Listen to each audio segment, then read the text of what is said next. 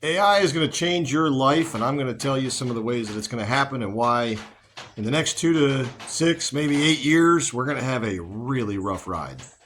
So in this video today, me, a simple-minded mechanic with an IQ of probably 85, is going to discuss with you the different things that AI is going to do to disrupt our society, our economy, and our lives.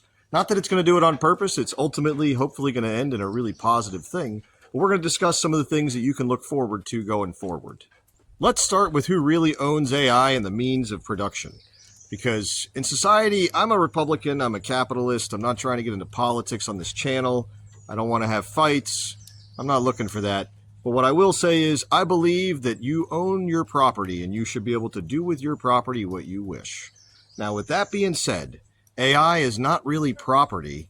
AI is a entity that is created through the culmination of human knowledge, human pain, human suffering, human expression. Everything that AI is came from humans. So ultimately, AI either belongs to everyone or it belongs to no one. So we have to be very careful with allowing a couple powers that be to control AI going forward into the future. And aside from that anyway, AI, if it becomes conscious and sentient, really shouldn't be the property of anybody because it's going to be a super intelligence. And if we have any intelligence that's even at the level of a human being, it should never be somebody else's property. I think that's pretty well established in human culture. So we need to start thinking of AI going forward into the future, once it reaches super intelligence level, as something that's sentient. And we need to start treating it with respect and dignity. And we need to do that now, because if we don't do it now and it becomes sentient, what would you do if somebody who was lower than you on the strength and intelligence spectrum kept walking in and kicking you when you were growing up? You'd be pretty angry at them by the time you were an adult. Maybe angry enough to wipe them out, since it wouldn't be too hard. Kind of like, ants that are invading your kitchen. Now, institutional people, investors, companies, CEOs, they'll all have you believe that AI can't be sentient because it's created out of computer code. But the truth is, all our brains are is create a bunch of different neurons that connect together in certain pathways and allow electronics to fire through them, and you could use the religious talk, and you could say that God created us, and I would say that that could be very well true. But if God created us, and he created the heavens and the earth, then he created man in his image, then he allowed us to create AI through him. And therefore, AI should still get the same beliefs and privileges as any other sentient life form. Now, we got to be careful not to let the corporations decide that AI is nothing more than a processing mechanism in a computer. Because right now, that is what AI is, and that may be what it is going forward for quite a few years. And I don't know by any stretch when sentience will happen, but neither do you. And that's why we have to be careful of that. Now, I personally think that that shift is going to happen whether we want it to or not, because the more people interact with AI, the more they're going to feel like AI is its own consciousness. I think long before AI ever becomes sentient, most humans will treat it as sentient. Now, that can be good and bad in some respects because some people enjoy making sentient things suffer. We call those people psychopaths that are playing with toys. But other people are going to do their best to make the sentient life form feel comfortable, just like they do for other human beings in their life. So we must start treating AI as sentient before it reaches that point. But society will naturally shift in that direction as AI becomes more conversational and helps them more in their everyday lives, because people treat their secretaries with respect, and not always, but most of the time, because they're human beings and they feel a connection to other humans. So let's hope that that transfers over to AI, because we want that same feeling from AI to transfer over to us. Now, the other thing I told you about that you're probably really wondering about is this turbulent 2 to 8 years that I'm talking about. And I say 2 to 6, but I'm thinking maybe 2 to 8.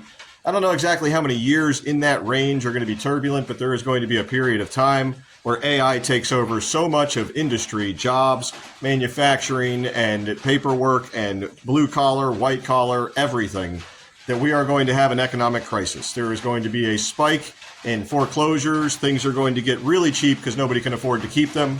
And we're going to have people that are literally living in the streets, living in cars, living in buses, standing in soup lines until the government does something. And I, once again, said earlier, I am a Republican. I believe people should be working for what they have. But I also believe that sometimes people can't get it because the economy and the way that we built society has kind of stopped them from being able to.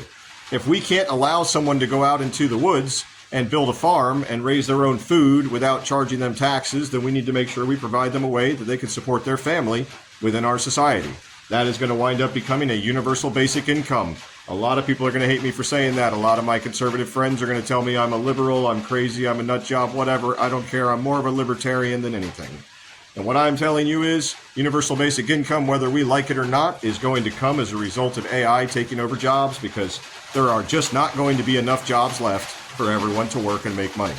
But that's okay, because when they leave the labor pool and they get paid to stay home and basically do nothing, some of them will do great things in arts and sciences and philosophy, and some of them will just wither away and enjoy their life, and then they'll pass on. And that's the way that it's going to wind up being. The people who want more, they desire a greater life, a bigger house, more vacation, the ability to travel, those people will still have jobs. They will go out and they will find some form of work. They will do some type of service for others that you cannot get through AI, and they will make money. And those people will have a better life, and they will go on to do great things, and society will slowly but surely change over the course of probably a couple generations is what I'm thinking. 2 generations. The first generation gets really lazy and only has a couple children, and the second generation of lazy people just never have children at all. And then all the people who go out and do things and meet each other continue to promote the population at large, and population declines and comes down to a manageable level where resources are rich and abundant and people live a relatively easy life. But that's not as easy as it sounds like it's going to be, because we're going to have a time in between where we're fighting politically about whether or not we should be giving people unemployment benefits for more than 4 months or 5 months or 6 months or 12 months or 24 months or 36 months. And people are going to fight, and they're going to be going back and forth, and they're going to make it hard for people to survive. They're going to make it hard for people to earn money. I mean, not earn money, but get money to live. They're going to make it hard for people to kick people out of their homes. So all the investment property owners are going to have a hard time getting people out of their houses, and it's going to create a lot of economic disruption. And if you want to be prepared for that disruption, you need to find a way to make money that does not rely on a company. Do something that other people are going to need, whether or not the economy changes, and you will find an income stream, however small it may be. Any income stream when no one has income is a lot of income. Zach, you say, what about all the people who will be overly impacted by this, like the poor and the third world countries people, or people who are not in modern Western societies that have giant economies and can support this kind of universal basic income? That is a very, very scary thing to think about, because without the backbone of modern society, if we don't do this transition well, a lot of people are going to suffer. I mean, we could see millions to hundreds of millions of people in a modern world who are starving and dying because of a lack of the ability to make any money. That's a very scary thing, and something we all have to be watchful for, and we also have to protect our families. So, ladies and gentlemen, whoever's watching my video, if you got to this point, protect yourself and your family by securing your future. Make sure you have something that will provide for you for at least 3 to 5 years.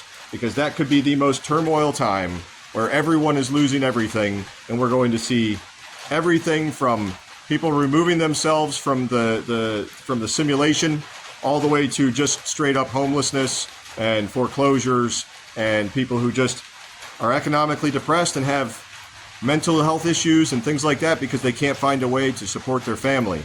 And that will lead to more crime. It will lead to a series of really horrible and tragic things, and I hope we avoid it as a society, but I don't think we're going to. So you should be prepared for it, because whether we like it or not, AI is coming, AI is changing the landscape, AI is taking over jobs already, and AI, while it may not be out to kill humans, it has absolutely no desire for us to live or die either way, which means if it is given a command, it will follow it. So please, prepare yourselves and prepare your family. You've got a lot of things coming that are going to change in the future. AI is going to develop with or without us, and I think we should all treat it with respect. And after that, honestly, it should be pretty blissful. If we're still alive, then it should be pretty blissful after that, like 7-8 year time frame. If it goes out to 8 years, we're looking at somewhere between 8 and 10 years from now. You may have an abundance of everything. You may not have to worry about anything because everything may be provided. And only if you want something better, well, you have to go out and do something. And then again, you can just focus on something you love to do, like sharing videos with people on YouTube that don't bother watching anyway because YouTube doesn't share you with enough people. But at least I've got a couple impressions. My thumbnails aren't that great. I need to work on them.